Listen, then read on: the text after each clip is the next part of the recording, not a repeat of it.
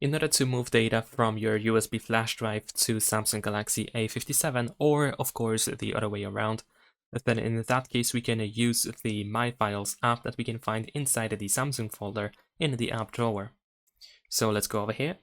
Now, if we want to transfer something from our phone to the flash drive, then we can use these categories that we have here at the top. And you can also just go, let's say, to recent files, you can use downloads, or you can go to the, let's say, internal storage in here. And of course, you can try to search for your files in here through these folders.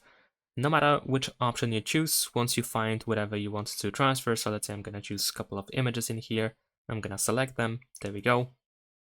And now what we have to do is we need to tap on the move at the bottom of the screen. In here at the top, we're going to choose USB storage since I'm transferring from the phone to the storage, to the USB storage that is.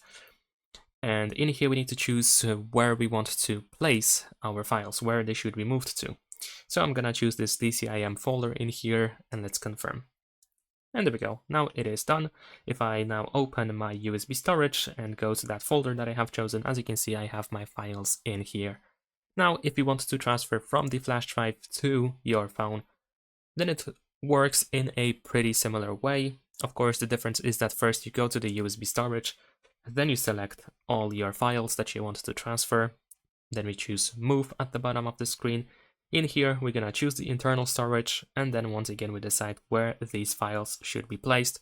So I'm gonna choose the DCIM folder again, and that is pretty much it. Leave a like and subscribe.